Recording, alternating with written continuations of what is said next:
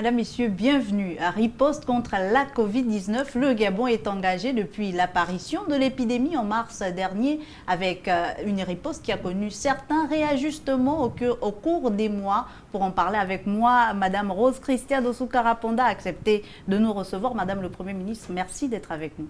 Je vous en prie.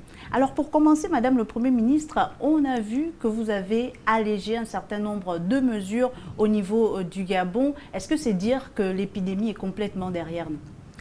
Les statistiques épidémiologiques peuvent laisser penser que la pandémie est derrière nous. Il n'en est rien du tout. La pandémie sévit toujours. Mais n'oublions pas que plus de 300 cas actifs existent toujours. Tous les prélèvements qui sont effectués quotidiennement nous relèvent que les taux de positivité existent, même si ces taux sont très faibles. Ils avoisinent les 0,3%. Nous devons rester prudents. Nous devons rester vigilants si nous ne voulons pas connaître justement la résurgence de la pandémie comme nous le constatons à travers le monde. L'attitude de nos compatriotes a été citoyenne et remarquable. Cette attitude nous a permis justement d'avoir ces statistiques qui sont satisfaisantes. Mais il faudrait que nous restions prudents, comme je l'ai dit précédemment, parce que si nous voulons combattre ce virus, un virus qui est invisible, un virus qui est imprévisible, il faudrait que nous respections les mesures barrières pour préserver la vie et pour préserver la santé de nos compatriotes. Madame le Premier ministre, vous l'avez signifié, on le remarque en France, en Espagne et même un peu partout en Europe, il y a résurgence de cette épidémie à coronavirus. Est-ce que ce n'était pas risqué de prendre ces mesures d'allègement? Sur les très hautes instructions du chef de l'État, Ali Bongo Ondimba, nous avons fait le choix de pouvoir prendre des mesures qui sont des mesures difficiles, des mesures radicales, mais des mesures qui s'avèrent aujourd'hui salutaires. Donc, il est important que ces mesures perdurent, que le respect de ces mesures perdure. Notre pays aujourd'hui est cité en exemple de par la qualité de sa riposte. Des mesures premières ont été prises. Précédemment, le gouvernement a eu à prendre des mesures également. Donc, dans ce sens, il est important que, vu la satisfaction en matière épidémiologique, que le taux de positivité était relativement en baisse, il était pour l'État, pour le gouvernement, d'alléger certaines mesures qu'on a annoncées, telles que la réouverture des restaurants, qui va être effective ce soir, cette journée, la réouverture des cultes, mais avec des strictes mesures qui seront respectées et un protocole sanitaire qui sera respecté par les responsables, justement, non seulement les responsables religieux, mais également les responsables des restaurants qui seront ouverts à cet effet-là. Et justement, en parlant de la réouverture de ces lieux publics-là, donc des lieux de culte et même des restaurants, comment vont fonctionner les brigades sanitaires annoncées par le ministre de la Santé? Des brigades sanitaires vont être constituées. Elles vont permettre de pouvoir contrôler et veiller au pronostic, au protocole sanitaire qui a été mis en place pour les restaurants et pour les religieux. Hier matin encore, j'ai reçu les responsables religieux qui ont pris l'engagement. C'est vrai qu'au départ, le gouvernement avait décidé de faire en sorte qu'à l'entrée de chaque culte, il faudrait qu'il y ait une présentation d'un test de négativité. Mais les religieux, les responsables religieux nous ont fait comprendre que ce serait difficile pour eux, mais ils nous ont rassurés qu'ils vont demander à leurs fidèles de pouvoir se faire prélever, se faire dépister, et qu'un accompagnement justement de l'État pourrait leur permettre justement de pouvoir effectuer ces prélèvements-là. Et le gouvernement a jugé bon d'accepter leur requête dans la mesure où le chef de l'État avait annoncé qu'il y ait un dépistage massif. Les fidèles qui vont dans ces églises, il s'agit des compatriotes de toutes les catégories sociales, ce sont les commerçants du marché, ce sont des fonctionnaires des ministères, ce sont les employés du secteur privé également, et en fait c'est nous tous.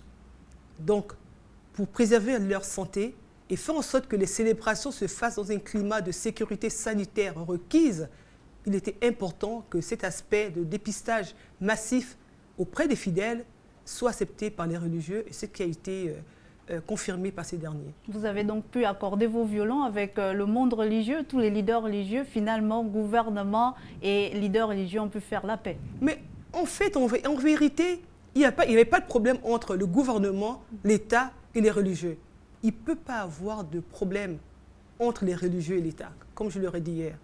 Il s'agissait d'un problème d'information, d'interprétation des mesures qui n'étaient pas bien inculquées par les uns et les autres, mais je crois que tout est rentré dans l'ordre et qu'à force de restituer effectivement la volonté de l'État de pouvoir sécuriser, défendre les populations face à cette pandémie, les religions ont compris le bien fondé justement des mesures qui ont été prises et leurs doléances également ont été plus ou moins allégées pour qu'aujourd'hui l'ouverture des cultes pour les musulmans aujourd'hui, samedi pour d'autres confessions religieuses et dimanche pour les catholiques et les protestants, les évangélistes également. Alors Madame le Premier ministre, il y a également dans quelques jours la rentrée des classes. Est-ce que ce sera le même protocole pour entrer dans les établissements avec présentation de tests PCR, etc. Tout récemment, on a eu à rouvrir les classes parce qu'il y avait des enfants qui passaient les examens de baccalauréat. Un protocole sanitaire a été mis en place. C'est le même protocole sanitaire qui va perdurer et qui est en train d'être mis en place par le ministre de l'Éducation nationale. Les enseignants également, ce sont des compatriotes. Pour la plupart d'entre eux, ils se font dépister. Mais nous avons demandé au ministre de l'Éducation nationale de discuter avec les parents d'élèves, les associations des parents d'élèves, discuter avec les responsables justement des établissements scolaires, de discuter avec les enseignants pour qu'eux également, un dépistage massif soit effectué en fonction d'une plage horaire qui sera mise en place selon leur temps libre, afin qu'ils le fassent, et cela pour le bien des enfants, pour le bien des enseignants et pour le bien de toute la communauté estudiantine. Madame le Premier ministre, on a assisté vendredi 23 octobre dernier à une descente des forces de défense et de sécurité pour vérifier le respect des nouvelles mesures. Doit-on s'attendre à la multiplication de ce type d'opération? Le rôle des personnels de forces de défense et de sécurité est de veiller et de contrôler au respect strict des mesures barrières. Nous allons multiplier ces opérations qui pourront être des opérations inopinées, des contrôles inopinés, parce que le respect scrupuleux des mesures barrières est essentiel pour que nous puissions lutter contre cette pandémie. La seule arme que nous disposons aujourd'hui, c'est le respect des mesures barrières. Se laver les mains, porter un masque, respecter la distanciation physique, tousser sur son coude, sont des gestes vitaux pour lesquels le gouvernement attache une importance très particulière parce que le chef de l'État lui-même tient à la santé de ses compatriotes. Des amendes seront prévues et sont prévues et des sanctions seront données à ceux des contrevenants qui ne pourront pas respecter ces mesures barrières-là.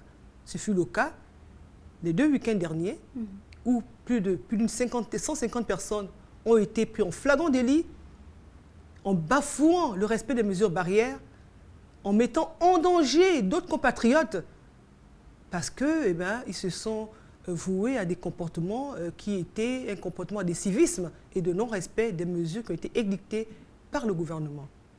Et cela est inacceptable. Des sanctions plus dures seront mises à l'endroit de ces compatriotes-là. Des amendes qui pourraient s'élever à combien, Madame le Premier ministre? Entre 100 000 et 5 millions de francs CFA. D'accord. Et nous allons durcir les dispositions juridiques justement dans ce sens-là. Madame le Premier ministre, parmi les mesures que vous avez eu à prendre avec votre gouvernement le 16 octobre dernier, il y a que les tenanciers des débits de boissons vont devoir se faire accompagner par un guichet d'accompagnement spécial qui sera mis en place puisque les bars n'ont pas pu rouvrir. Alors comment cela se fera-t-il? Parce qu'ils attendent encore dans les quartiers, beaucoup espèrent que vous puissiez dire que ça commence demain. Qu'est-ce que vous pouvez dire à ces compatriotes qui vous regardent? Ça ne peut pas commencer demain parce qu'il y a tout un processus à respecter. Il faut d'abord qu'on recense tous les responsables des débits de boissons ou des bars, à l'image comme l'avait fait lors justement de la fermeture des commerces, qui s'était piloté par le ministère de l'économie. Cette fois-ci, c'est le ministre du Commerce qui a la charge justement de recenser ceux des responsables des débits de boissons et des bars qui seraient accompagnés par l'État. Et des critères vont être définis dans ce sens-là. Et le gouvernement travaille justement pour qu'au moment venu, ces responsables soient au courant de ce qui va se passer. Est-ce qu'il s'agit quand même de tous les tenanciers de débit de boissons ou il y a quelques critères que vous pourriez déjà donner par rapport notamment au caractère formel d'un établissement ou d'un autre? Pour ouvrir un bar ou un débit de boisson, il y a un circuit administratif qu'il faut respecter. Maintenant, ceux des responsables qui n'auraient pas justement ces documents administratifs ne pourront pas accéder à cet accompagnement de l'État. L'État est là pour justement accompagner ceux qui sont dans la légalité et ceux qui ne le sont pas, au moment où je vous parle, eh bien, doivent s'empresser à le faire pour qu'il y ait cet accompagnement de l'État. Madame le Premier ministre, peut-être un mot de fin à l'endroit de vos compatriotes gabonais, des populations qui résident sur le territoire gabonais. Chers compatriotes, l'observance des mesures barrières est obligatoire et nécessaire pour votre vie et pour votre santé. Le chef de l'État, Ali Bongo Ondimba, et le gouvernement de la République tiennent à votre vie et tiennent à votre santé. Leur rôle, c'est de vous défendre et de vous sécuriser sanitairement. Se faire dépister est vital également et impératif. Donc, nous en appelons à votre responsabilité individuelle et collective, mais également à votre civisme que vous avez eu à respecter depuis 8 mois déjà. Et cela, nous le disons pourquoi. Si nous respectons tous autant que nous sommes de ces mesures barrières, le cours normal de nos vies pourrait reprendre à moyen et long terme. Merci beaucoup, Madame le Premier ministre. Nous rappelons donc à nos téléspectateurs que nous étions avec vous pour parler de la gestion de cette crise sanitaire au niveau du Gabon. Merci encore, Rose Christiane Osukarapanda, chef du gouvernement gabonais, de nous avoir reçus. Je vous remercie.